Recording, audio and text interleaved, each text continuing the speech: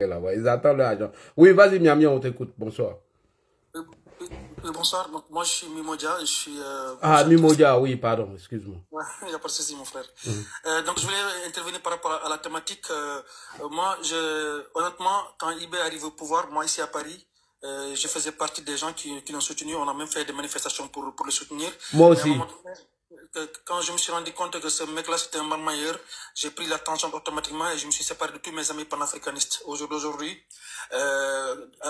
Yisso parlait tout à l'heure de mon ex-ami Gbagbo Kone, qui est le plus grand marmailleur que le monde n'a jamais connu, qui avait critiqué IB et qui a retourné sa veste pour dire maintenant IB c'est le meilleur des présidents du monde. Bon, bref, ça c'est sa vie, on s'en fout. Maintenant, ce que je veux dire par rapport à M. Ibrahim Traoré, c'est que quand il est arrivé au pouvoir, il nous a dit qu'il va combattre pour l'économie de Burkina Faso. Après, il a changé de version. Il dit maintenant qu'il combat contre le capitalisme. Après, c'est contre le colonialisme. Après, c'est contre l'impérialisme. Après, c'est contre le nazisme. Et maintenant, il dit que ces problèmes, c'est lié à la Côte d'Ivoire. Après, c'est pas la Côte d'Ivoire, c'est la Gambie, c'est le Mali. Plutôt, c'est la Mauritanie, c'est le Sénégal. Bref, chaque jour, ce mec-là, il nous sort un nouveau scénario, mais vraiment digne d'un film hollywoodien. Finalement, on ne peut pas croire à cet individu-là. Cet individu-là, toujours dit à mes amis burkinabés que c'est un marmaillé et puis c'est un incompétent. Et face à un incompétent, il faudra le combattre. Moi, je me suis juré dans ma vie que je vais continuer à combattre ce mec-là, quitte même à pactiser avec le diable pour qu'il puisse dégager définitivement. Je me rappelle très bien, il y a juste une semaine, j'étais à l'ONU justement par rapport à son cas, parce qu'on a eu quand même à mobiliser un certain nombre de documents par rapport à ce massacre qu'on a déposé au niveau de l'ONU. À New York, c'est moi-même qui suis parti au siège de l'ONU, j'ai déposé avec les contacts que j'ai eu là-bas. Et il y a un projet qui se prépare justement au niveau de la CPI, parce que ce mec-là finira tôt ou tard par arriver à la CPI. Il oublie quand même qu'il n'a que 37 à 38 ans. Donc il a le bel âge pour atterrir au niveau de la CPI, surtout quand on sait très bien qu'il a massacré les populations civiles qui n'ont absolument rien demandé, que ce soit à Solenzo, que ce soit à Barcelego, et tous ces crimes qu'il a commis à l'endroit donc de ces populations civiles, il mérite vraiment d'être sanctionné par la CPI et il mérite de pourrir à la CPI, que ce soit lui et tous les valets qui le supportent. Moi, ce qui me fait mal dans cette situation, c'est quand il ose prendre quelqu'un qui fait partie de l'ethnie Pel qu'il massacre, en l'occurrence le général Diallo, Moussa Diallo, qu'il a mis devant. Et les gens oublient une chose, ils disent que Diallo c'est un Pel, donc un Pel ne massacre pas les Pels. C'est que les gens qui le disent, c'est des gens qui ne connaissent pas l'histoire. Décidément, quand on ne connaît pas l'histoire, quand on n'a pas beaucoup lu, on raconte des bêtises. Je rappelle que Hitler était un juif, et c'était le même juif qui a massacré ses propres frères. Donc dire que Michel Diallo est un Pel qui n'a pas la vocation de massacrer un peuple, ça veut dire que ces Michel-là, ça veut dire que ces gens-là, ils n'ont rien compris. Donc nous, on s'est dit que Michel Diallo est un traître, c'est un animal qu'il faudrait combattre à l'image de M. Ibrahim Traoré. M. Ibrahim Traoré a pris un avion, et nous, on a eu des renseignements qui sont dignes de ce foi, que M.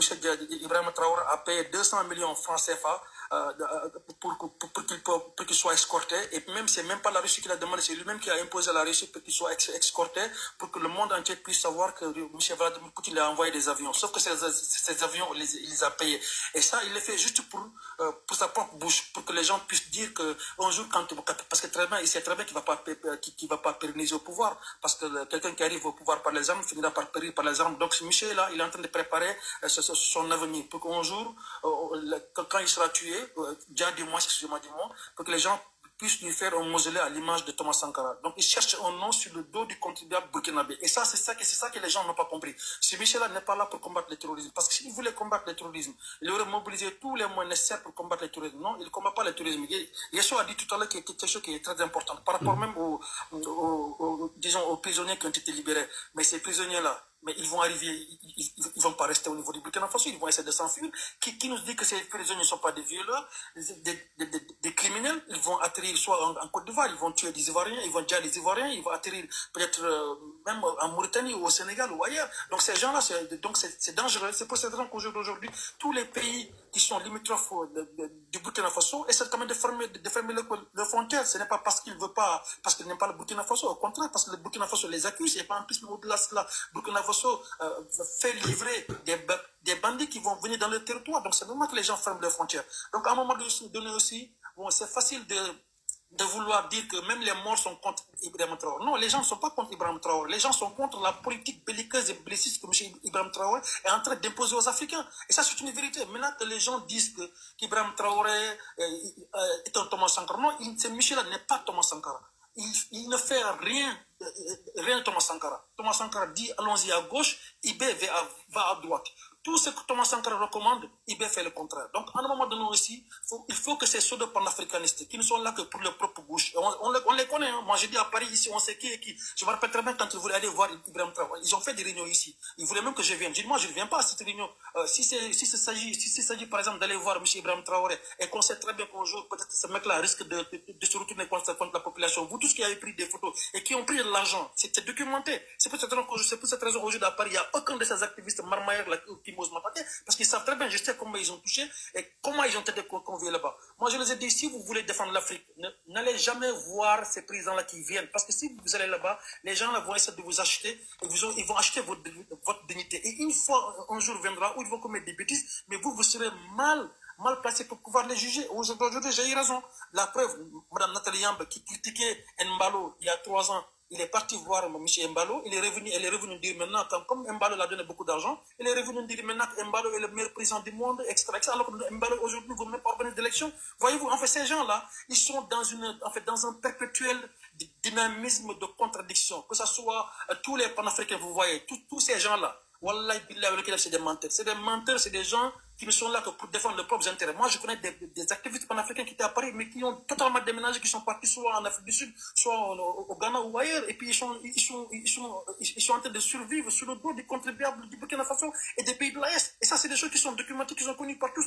Donc, in fine, je vais chuter sur ça. Mes frères, si nous voulons que l'Afrique aille de l'avant, il faut que nous, les jeunes Africains, qu'on accepte de laver nos linges en famille. Il faut que les gens aient le courage de dénoncer les pratiques que certains panafricanistes sont en train de faire, que j'appelle des pseudo-panafricanistes. Tant qu'on ne fait pas cela, là, on ne va jamais nous en sortir. Et je vais chuter sur ça. On voit le plus souvent des activistes qui sont là. Maintenant, vous savez, l'activisme, c'est devenu à la mode. Hein. Vous voyez quelqu'un qui est tout bourré, qui prend son micro, qui insulte tout le monde.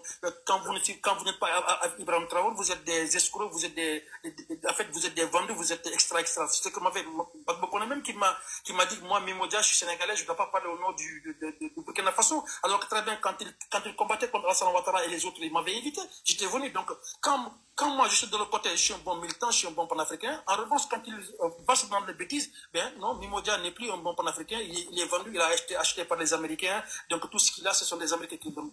En tout cas, moi, ce que je dis, si nous voulons que l'Afrique se libère, il faudra qu'on accepte de dire la vérité entre nous. Que ce soit Ouattara qui déconne, que ce soit Sonko qui déconne, que ce soit n'importe quel président d'Afrique qui déconne. Il ne faut pas que l'on soit avec les gens qui sont dans les amalgames. Essayons quand même de nous unir dans l'essentiel et de savoir que l'Afrique, ça n'appartient au papa de personne. Le Burkina Faso n'appartient même pas au Burkina Faso, ça appartient à tous les Africains. La preuve, s'il y a un problème au Burkina Faso, tout le monde fuit pour aller se réfugier dans les autres pays. Donc il faut que l'on soit soudés et puis que l'on essaie quand même de mener un débat, un débat bon, un débat juste et loyal qui répond aux principes de l'Afrique. Voilà ce que je voulais dire et merci beaucoup à vous tous. Merci beaucoup, Ami Modja. Merci beaucoup. Est-ce qu'aujourd'hui, vous épousez le combat de Gbagbo Koné qui se retrouve là-bas aujourd'hui? Ça, c'est ma première question, Ami Modja. Comment est-ce que moi, je n'ai pas entendu, elle a dit? Est-ce que vous épousez toujours le même combat que M. Gbagbo Koné qui se retrouve au Burkina en premier rang aujourd'hui, au détriment même de certains Burkinabés qui ont donné corps et âme pour ce combat? Merci. Non, M. Gbagbo Koné, déjà, moi, à la base, ici à Paris, je suis parti à 5 reprises à la CPI pour soutenir l'autre là, Laurent Gbagbo. Mais je me suis rendu compte que ce monsieur-là était le plus grand escroc du monde. Parce que quand quelqu'un quand même qui vient devant Alain Foka, il nous dit que lui, il a pris je ne sais pas combien de millions, de 2 millions ou 5 millions d'euros qu'il a remis à l'ancien président, à Jacques Chirac. Mais ce mec-là, c'est pas un panafricain, mon frère.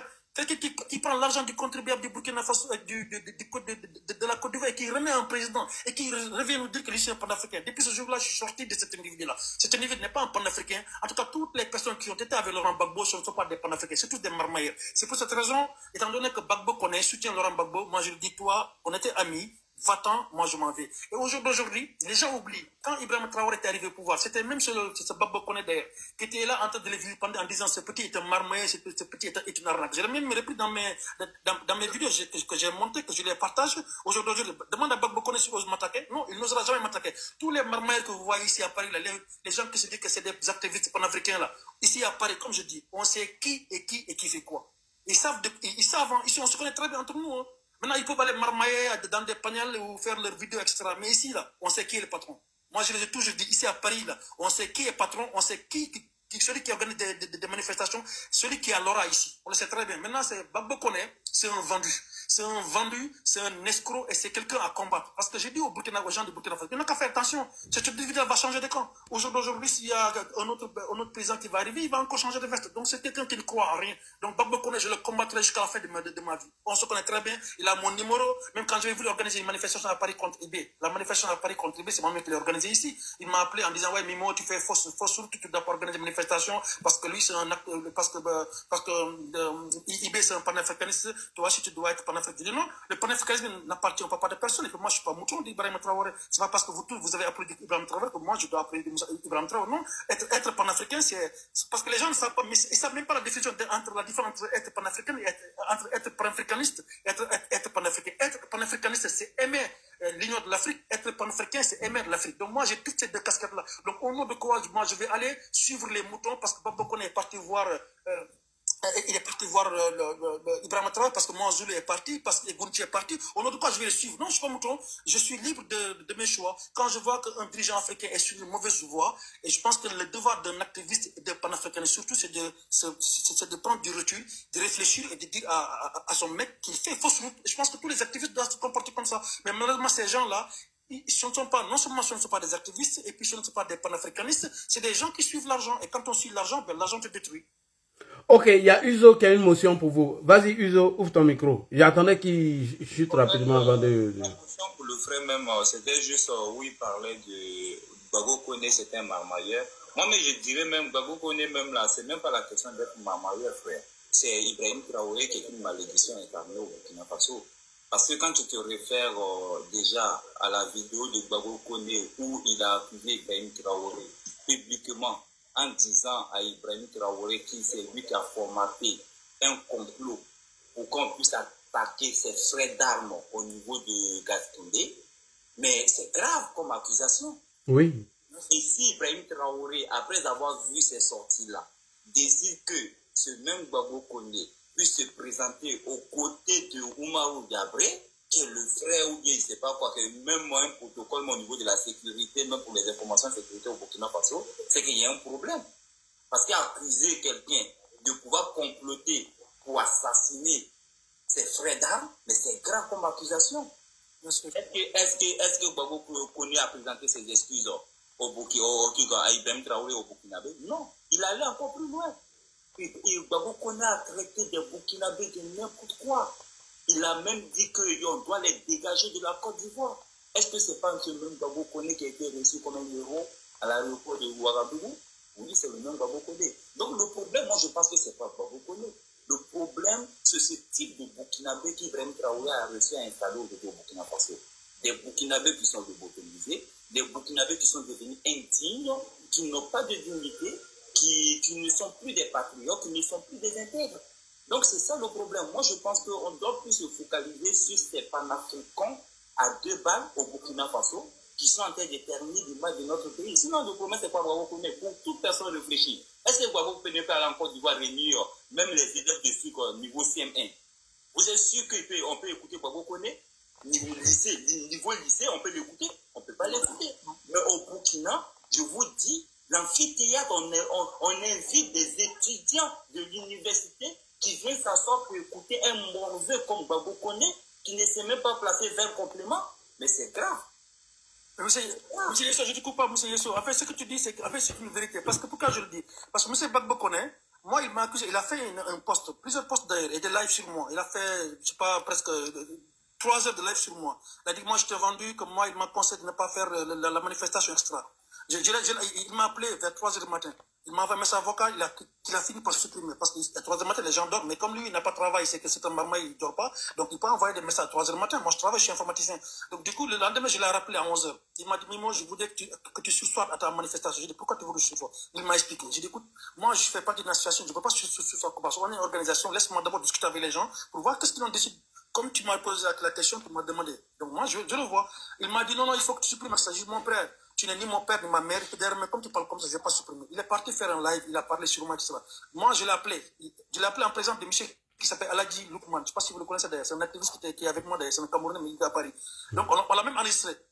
Il m'a dit qu'il va faire un live sur moi. Je dis, Gbagbo Koné, tu dis que tu vas faire un live sur moi. Donc, par honnêteté intellectuelle, moi, je voudrais que tu m'invites dans ton live, comme ça, on débat entre toi et moi. Il a dit, non, non, moi, je préfère pas débattre avec toi, etc. Parce qu'il sait très bien. Parce que, comme j'ai dit, ici à Paris, on sait qui est le patron. Parce que si tu veux débattre avec moi, il faut être... Moi, je suis écrivain, j'ai écrit 3 livres. J'en suis à mes 4e livre. Donc, moi, je lis beaucoup. Donc, quand je débat avec ces gens qui n'ont pas de connaissance, mais je les assassine. Donc, c'est pour cette raison qu'aujourd'hui, il a fui les débats. Maintenant, si je reviens par rapport au discours de M. Ibrahim Traoré. Mais en fait, moi, je suis scientifique. Hein.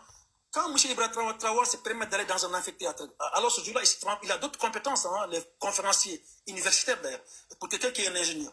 Il ne parle pas de la géologie, c'est un ingénieur géologue. Mais si tu veux faire une conférence, mais fais une conférence dans un domaine que tu maîtrises. Tu ne veux pas faire une conférence en chimie. Il nous a parlé d'un tel pays standard de formation. Et ça s'en définit. Quand tu es conférencier, quand tu arrives avant de parler d'une formule, mais explique-nous l'origine de cette formule. Il est incapable d'expliquer l'origine de la formule. Il nous dit que, par exemple, que lui, c'est un ingénieur géologue, il n'a jamais manipulé l'acide chlorhydrique. Mais tu ne peux pas être ingénieur géologue sans pour autant manipuler l'acide chlorhydrique. Ça n'a pas de sens.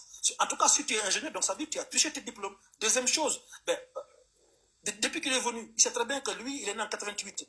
Depuis qu'il est venu, il sait très bien que son université manque de produits chimiques pour faire des TP, des travaux dirigés. Mais est-ce que M. Ibrahim Traoré a acheté des produits chimiques pour permettre aux étudiants du Burkina Faso à faire leurs travaux pratiques? Il ne l'a pas fait. Troisième chose, quand M. Traoré nous dit qu'il voudrait dupliquer des universités de la Russie au Burkina Faso. Mais décidément, M. Traoré, c'est un illettré.